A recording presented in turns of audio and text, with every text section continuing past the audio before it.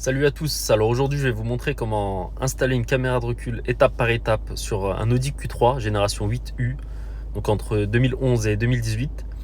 Donc c'est un tuto qui s'adapte également aux Audi A1, donc de la même année. Je vous informe aussi que vous trouverez en description toutes les informations nécessaires au montage, ainsi que le lien du kit complet pour la caméra de recul.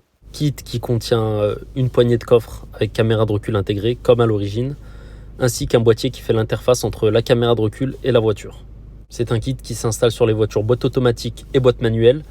Le seul prérequis à avoir sur sa voiture, bon, je pense que ça paraît évident, c'est d'avoir l'écran couleur. Si vous avez cet écran-là avec ces menus-là, c'est que c'est compatible, voilà.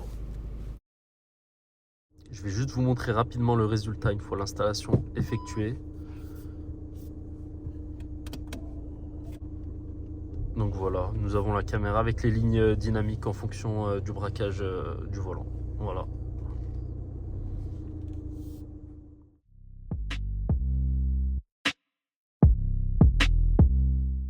Donc nous avons un premier câble qu'on appellera câble numéro 1 qui permet de faire la liaison vidéo entre la caméra qui se situe à l'arrière et le boîtier qui se situe à l'avant au niveau du tableau de bord. Là, nous avons les clés d'extraction qui permettent d'extraire l'autoradio du tableau de bord. Là, nous avons un câble qu'on appellera câble numéro 2 qui permet de faire la connexion avec le CAN bus de la voiture, donc le cerveau de la voiture, et notre boîtier. Là, on va avoir notre câble numéro 3 qui permet de recevoir la liaison vidéo de la caméra et pour son alimentation. Là, on va avoir notre câble numéro 4 qui permet de faire la liaison vidéo entre l'écran de la voiture et notre boîtier. Là, on a notre fameuse caméra de recul / poignée de coffre. Et pour finir, notre fameux boîtier dont je parle depuis tout à l'heure.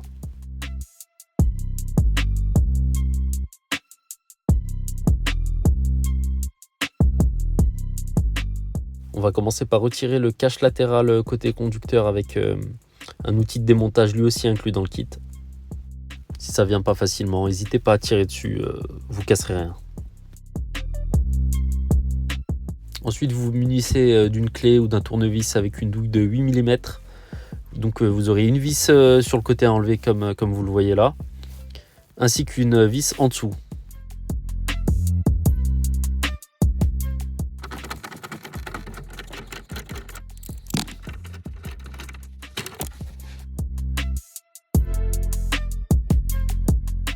Une fois les deux vis enlevées, il vous suffira uniquement de tirer sur la garniture.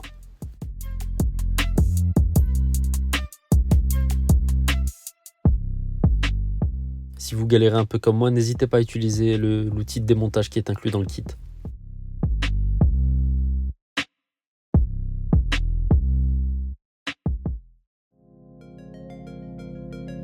Avant d'enlever complètement la garniture, vous débrancherez bien les 3 ou 4 fiches qui se trouvent au niveau du bouton des phares.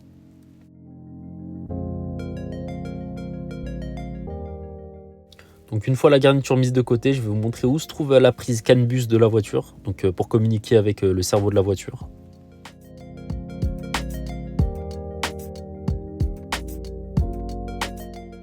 C'est cette prise rouge là qui nous intéresse ici.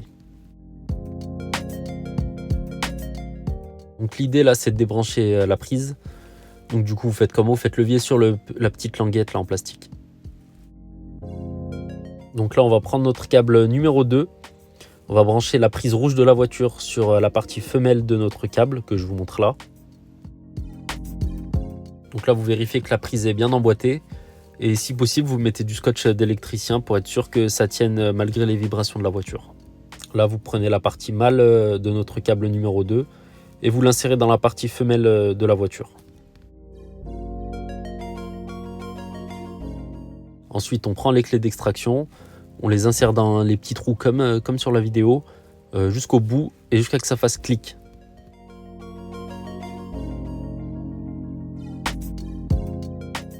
Et ensuite, vous tirez délicatement et c'est censé venir.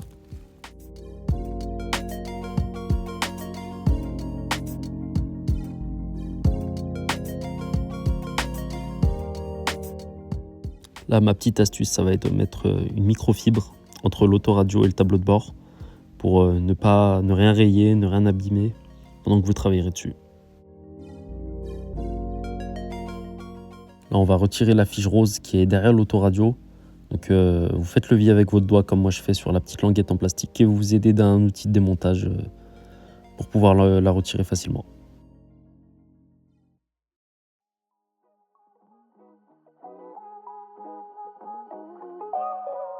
Là, on va avoir besoin de notre câble numéro 4. Donc, vous allez le brancher exactement comme moi sur la vidéo.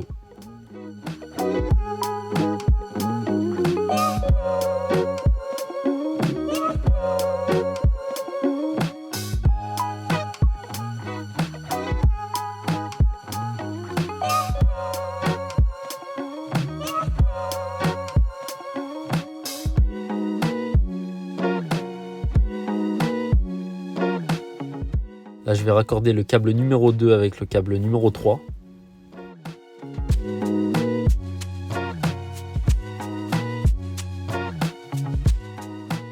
On va brancher le câble numéro 4 sur le boîtier.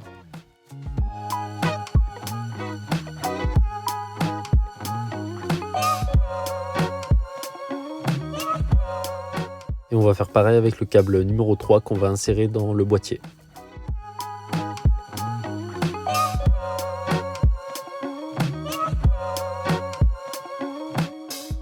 Là, on va repérer le câble rose avec l'inscription Rêve POW qu'on aura au préalable dénudé pour pouvoir faire nos essais. Ensuite, on va chercher notre prise jaune pour la caméra de recul, donc avec l'inscription Back et Vidéo In. Ensuite, on va prendre notre câble numéro 1. Donc, on va brancher d'un côté sur notre prise jaune. Ensuite, on va raccorder le fil rouge qui vient du câble numéro 1 avec le câble rose. Là, il s'agira juste de les tresser entre eux, hein, pas besoin de les raccorder d'une façon différente, c'est juste pour faire nos tests.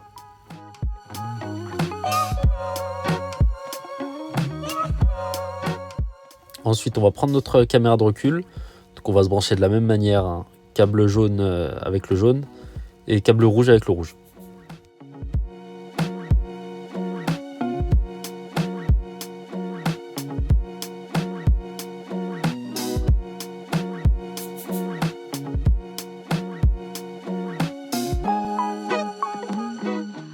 Allez, une fois tous ces branchements faits, on peut passer à l'essai de la caméra de recul.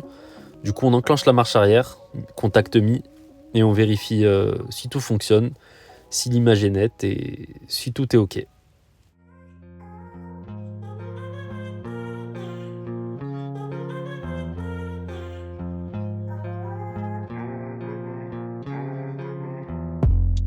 Voilà, donc une fois qu'on a désenclenché la marche arrière, on coupe le contact par précaution.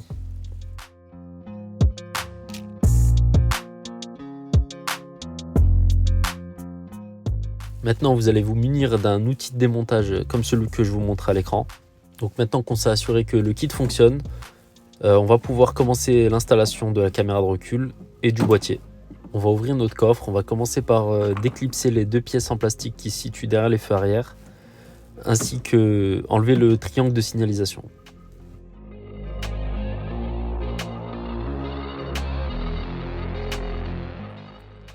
À partir de là, on va avoir 4 rivets en plastique à retirer. Donc c'est des rivets qui sont en 2 parties. Donc une première partie que je vais enlever là maintenant, voilà. Ainsi que la deuxième là, qui est restée dessus, qu'on retire, voilà. Et pour faire le remontage, c'est dans le sens inverse. On met la partie que j'ai enlevée en deuxième là. Ensuite on remet la première partie et ça se clipse.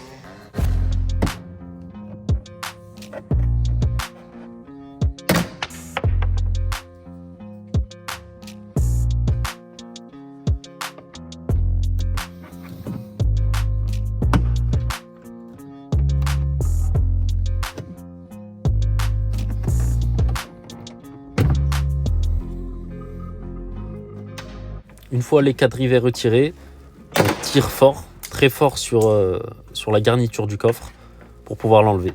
À partir de là, il reste que des agrafes qui tiennent, donc vous pouvez y aller hein, et vous casserez rien.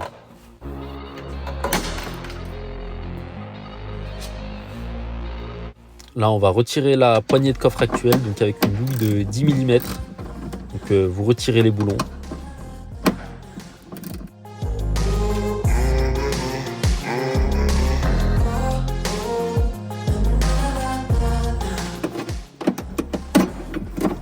enlève la petite cage métallique là qui est derrière la poignée. On débranche le câble, il suffit juste de tirer dessus et ça vient.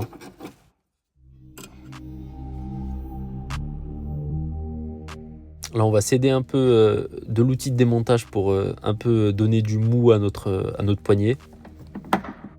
Voilà, une fois que vous avez fait ça, vous avez des petits ergots sur les côtés de la poignée. Donc vous faites levier dessus avec par exemple l'outil de démontage et la poignée vient toute seule. Pour la nouvelle poignée, on fait passer les câbles qui sont collés dessus.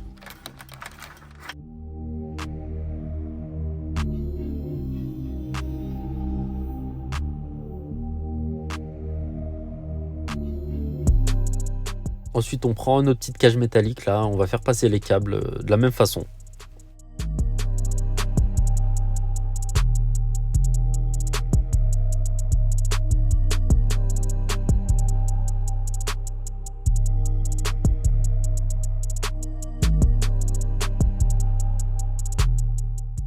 Donc là, il s'agit de refaire les mêmes étapes dans le sens inverse. Donc remettre les écrous et on va rebrancher la prise.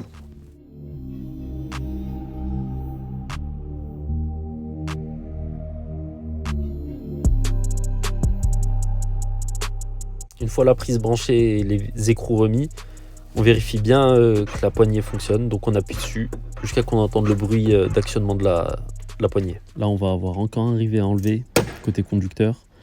Et on va détacher la garniture et l'écarter légèrement. Là, je vais rapidement attacher le câble de ma caméra de recul à des câbles déjà existants. Donc là, je vais utiliser des colliers de serrage, mais vous pouvez aussi utiliser du scotch. On va se munir de notre câble numéro 1 et on va se brancher à la caméra de recul.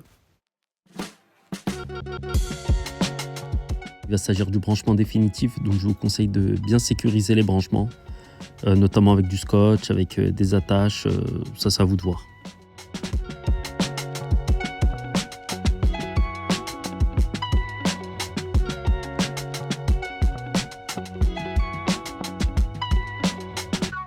Voilà, donc une fois les branchements faits, voici d'où le fil va passer. Donc comme je vous ai dit, j'ai essayé de le faire suivre par des câbles déjà existants. Ensuite, je l'ai fait passer dans la garniture de coffre par le petit accordéon en caoutchouc, puis ça atterrit dans le coffre.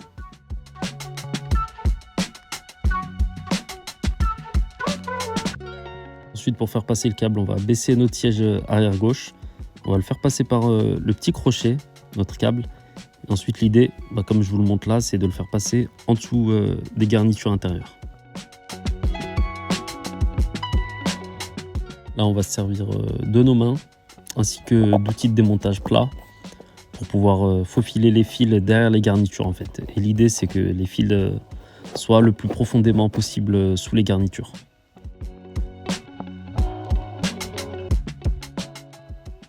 Donc ça, c'est le passage que je vous conseille moi pour faire passer votre câble pour que ça soit le plus invisible possible. Donc ça vient de derrière, voilà. Et ça longe en fait en bas sur le côté jusqu'à arriver devant. Donc une fois que vous avez fait passer votre câble depuis l'arrière de la voiture, on va le scotcher avec le câble numéro 2 qui vient du CAN bus. On va s'aider de la rigidité du câble numéro 2 pour le faire passer derrière l'autoradio. Donc pour ce faire, moi ce que j'ai fait, c'est que j'ai mis une lampe torche, voilà, pour pouvoir voir exactement par où passer où faire passer mes câbles en fait, tout simplement. Comme ça vous voyez d'où vient la lumière et vous faites passer vos câbles.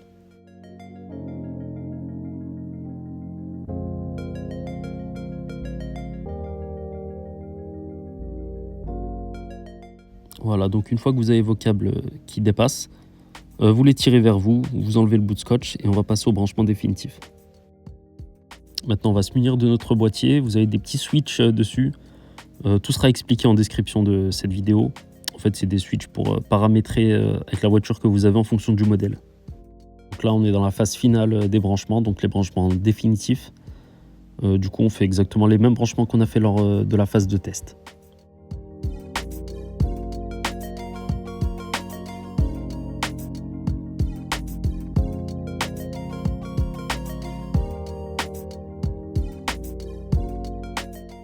Là, ça va être la partie assez chiante du tuto.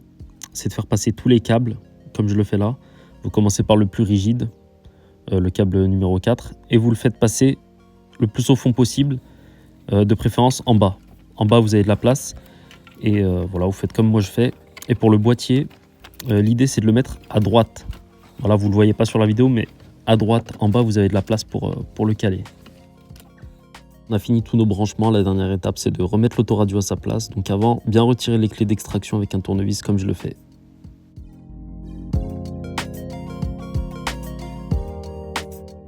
Si vous avez la moindre question, n'hésitez pas à me la poser en commentaire. J'essaierai d'y répondre. Et si cette vidéo vous a été utile, n'hésitez pas à vous abonner et à mettre un j'aime. Merci à vous.